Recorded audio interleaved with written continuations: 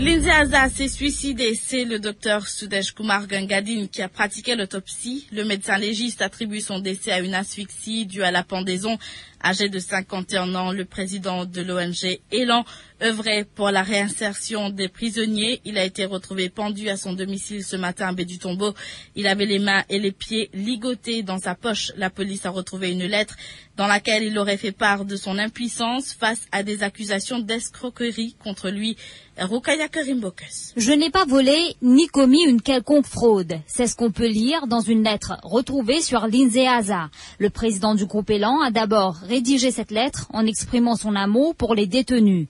J'aime mes frères et sœurs détenus. Je m'en vais. Ma mission n'est pas accomplie, mais on a monté une cabale contre moi. Et je ne mérite pas cela. Je n'ai ni volé, ni je me suis engagé dans des actes frauduleux. Même si je ne suis plus là, je serai toujours votre porte-parole dans l'au-delà. Je remercie le directeur des poursuites publiques que j'ai pu rencontrer hier avant de quitter ce monde.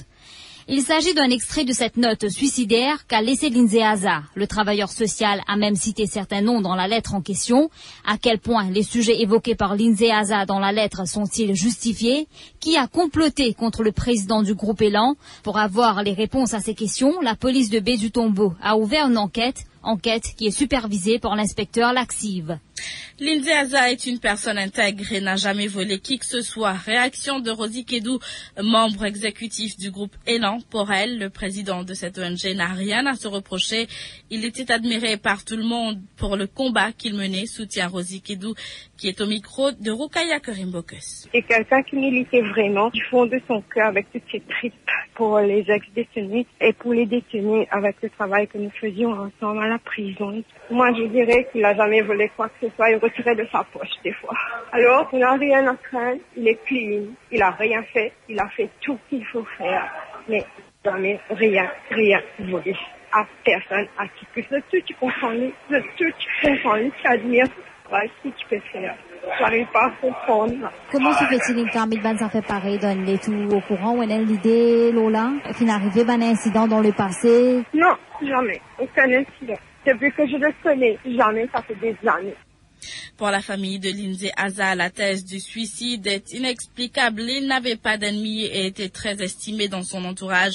Depuis la mort de sa mère il y a 6 ans, Lindsay Aza vivait seul à Baie-du-Tombeau, se consacrant au social. Pour ses proches, il n'avait aucune raison de mettre fin à ses jours.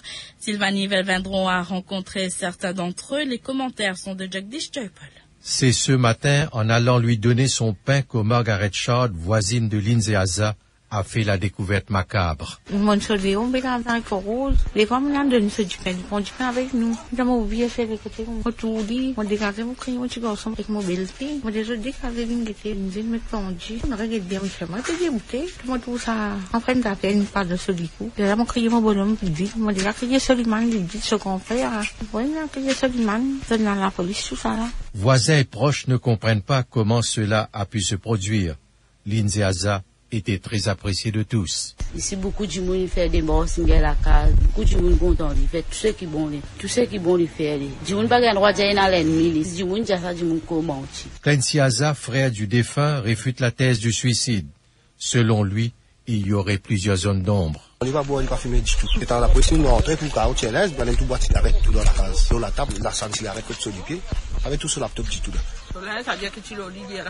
Comment un homme qui venait d'être honoré peut vouloir mettre fin à ses jours? La question reste posée. Mais c'est que moi tout drôle, un qui fait gagner la voix, dit est-ce pas avant hier, il est tout lit, supposé par on dit, il pieds tout en bas, la bouche boussée, la bière tassée comme ça. Non, nous ne pouvons pas accepter ça thèse du tout, parce que si du monde dit tout ça l'école, la maturité, personne ne va pas accepter une thèse suicide. C'est pas tout non, il dit qu'il ressemble à un suicide. Pour sa belle-sœur Jamila, Lindsay n'avait aucun ennemi. Nous ne pouvons pas accepter que les bébés tous en bas, ils mettent un pendu. Après ça, il y a du monde bien, tout le monde, pourquoi nous prendre cette affaire-là comme ça? Elle a fait grave, ça ne nous a pas accepté. Les réponses à toutes les interrogations, Lindsay Aza les a peut-être emportées avec lui. Et ceux qui l'ont connu se souviendront longtemps encore de sa contribution dans la société mauricienne. Le travailleur social laisse un grand vide pour son entourage. Lindsay Aza demeure un modèle. Ancien usager de drogue, il a pu quitter cet enfer pour ensuite consacrer son temps à aider d'autres toxicomanes. Parmi ses proches chez les travailleurs sociaux, c'est l'incompréhension. À Jaganrungen, Dinesh Siari. Au départ, nous jouons à l'autrice, nous disons que dans la prison, pénal, c'est qui est dans la société, qui soit la drogue, qui soit même la relation sexuelle. C'est une grande première pour moi aujourd'hui. Moi, j'ai l'espoir pour mes camarades détenus et mes camarades ex-détenus. Cette voix est celle de l'INSEASA. Il intervenait sur nos ondes après les amendements apportés à la législation concernant l'octroi de certificats de moralité. Mais rongé lui-même par le désespoir, il laisse à présent un grand vide, nous soutient sa collègue Edwige Simens. C'est une collègue qui travaille avec moi. Moi, c'est que mon ressenti un grand vide, un grand choc, parce qu'ils ne nous pas mérité quelque chose comme ça. Ils nous ont fait trop beaucoup de choses. Un départ prématuré pour Lindsay Morvan, son ami d'enfance. C'est mon camarade d'enfant, nous grandissons ensemble dans le Bois du Tombeau. Il fait un modèle dans la réhabilitation parce qu'il dit même, il passe pas le monde difficile, mais après il donne un exemple de réhabilitation.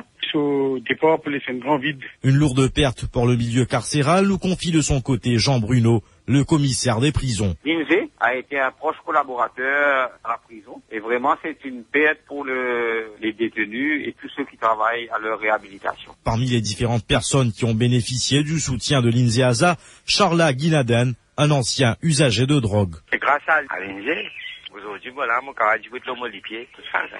C'est un dimanche extraordinaire. Il est toujours là pour les autres, toujours présent, toujours là.